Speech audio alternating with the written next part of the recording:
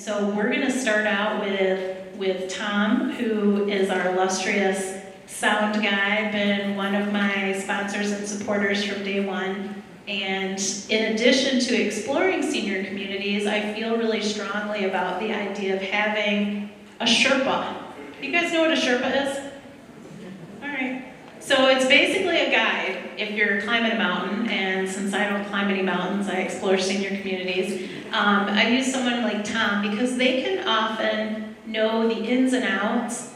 It's kind of like being able to see the kitchen of a restaurant that you like and really know what's going on, as opposed to just talking to the waiter. And that's a little bit, to me, like senior communities. It's awesome. I mean, the salespeople are wonderful and authentic, but I think that when you can also talk to somebody who will present some questions that maybe you haven't thought of, I think that can be the secret sauce, because the goal of all communities is that once you get there, that it is a good fit and that you're happy and that you stay, because that, of course, benefits everyone. So, Tom, tell us about the basic function that you perform for seniors, and also, who pays for it? How much do you charge?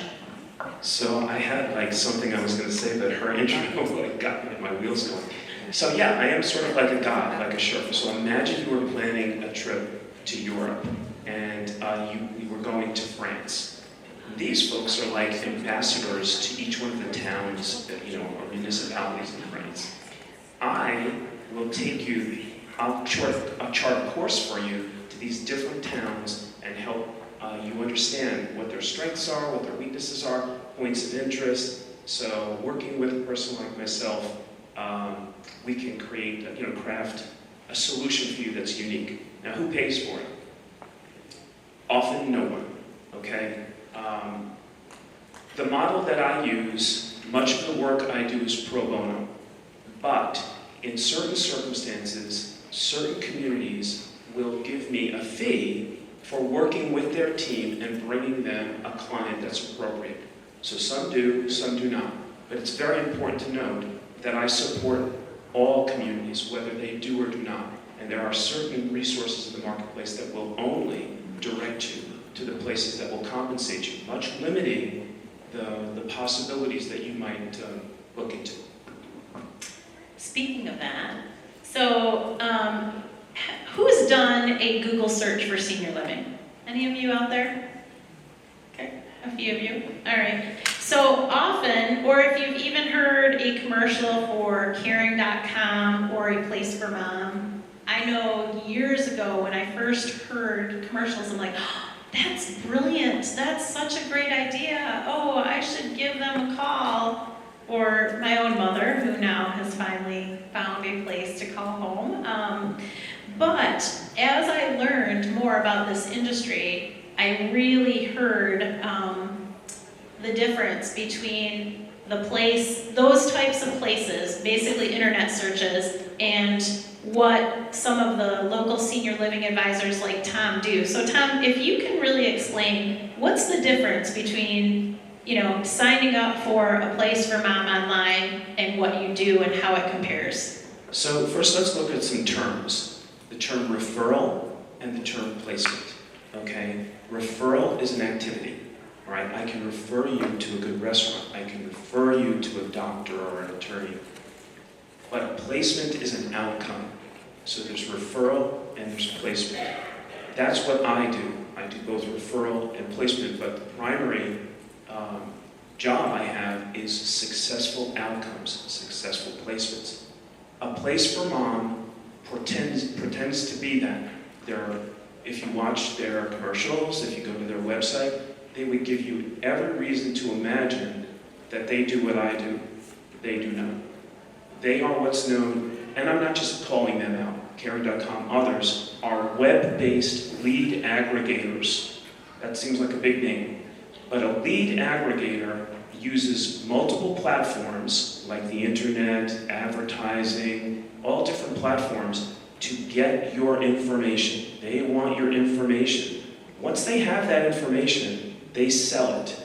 They sell it to communities. Their client is the community. You are a means to a transactional end for them.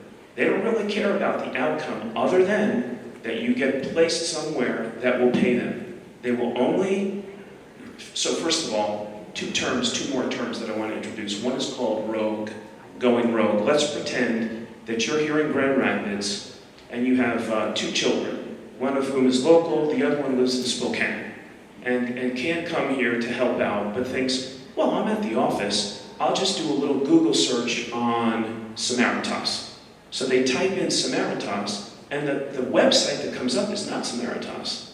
It's actually a place for mom, because a place for mom has hijacked through something called SEO, search engine optimization. They put so many millions of dollars into this that they make sure that when you put in Samaritas, they're going to come up first. And you click on it, your nephew in Spokane or your daughter, and they put your information in. Boom, you're done. They have hijacked it. Now, the next thing that happens is they are going to broadcast your information to all of the communities that will pay them, and your phone will blow up, okay? Your phone will start ringing with well-meaning salespeople doing their jobs. They get this thing, and it's called speed to lead. And as soon as think of little fire stations, and the alarm goes off, and ding, ding, ding, ding, ding, ding. They're all hopping in their trucks and going to the fire. So your phone is going to start to blow up. And they're going to say, oh, why don't you come into our community? They're doing their jobs. But this is not a good situation for you. So there's a huge difference. They are a lead aggregator. I am a referral and placement professional. Yeah, there's a big difference between spitting out a list and getting calls rather than working with someone like Tom who arranges and goes on the tours with you and walks through and encourages questions that you may not have thought of based on your needs. I mean, just night and day differently. So many seniors I have spoken to really don't want to think about senior living until they feel that they're ready to move. So what is the best time for individuals or couples to become familiar with local senior living options? That's a great question. Thanks so much for asking it. When I say December 25th, raise your hand. What's December 25th, right? You know what that is? How about April 15th? Right? Excellent, right? Your spouse's birthday? Yes, you better raise your hand. You better know that. But what's the date of your next life event? I went into the doctor for a hernia repair and found out that they were going to change my aorta that week. Okay? I didn't plan for that. Things like strokes, the death of a spouse, a major accident, things like that. You don't know when that date is. So when people say to me, that's a very good idea, young man, but obviously looking at Mary and I, you can tell we're not ready. And I say, what is ready? Is ready on your calendar? What day is ready? Is it December 25th? I know what I'm ready for on December 25th. So the other bad word is soon. Okay, well, we're going to look into that soon. Ready and soon, they don't cut it for me. Okay, I know that I need to be on a diet, and I think I should do that soon. Well, obviously, that's not working out for me. So I think proactivity is your absolute best friend. And if you have children and you do have a life event, they're going to scurry into action and try to solve the problem, often creating conflict in the family. Well, Dad likes me better. Well, Mom always trusted me with the money. Okay. So that's going to create problems, and they're going to go out into the marketplace without a Sherpa and try and figure it out. They might end up with a lead aggregator like a place for mom, or maybe that's your nephew in Spokane that does that to you. But anyway, at the end of the day, you want to be proactive. So if you get with a person like me or someone who does what I do, and there are many good ones here in the Grand Rapids area and across the country, you're going to have a proactive dialogue.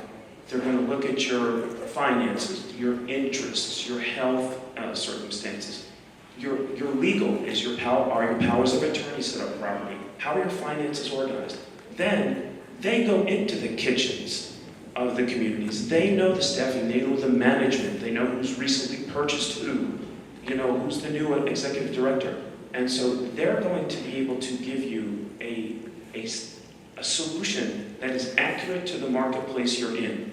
Not somebody in some call center that's saying, oh yeah, here are 12 places that you should go and waste your time visiting. Because you might go there and they're totally not for you. Okay, so how did that? Yeah, no, that makes sense. So take me through some of the questions that you would ask when you first sit down with an individual or a couple to just, they're like, hey, we have no idea what we really need. We're just thinking that it would be a good idea to be proactive, and we'd like to start exploring senior living. So what are those questions? So, I'd like to say that there is a set list, and I do keep a list to make sure that I don't forget something, but it's definitely a conversation, okay? All of you are unique. Many of you have preconceptions about the marketplace. You might be afraid that it's a nursing home or whatever. So the first thing I want to do is understand who you are and where you are in your process. It's very conversational and very unique, like your DNA. I don't have one set solution for anyone.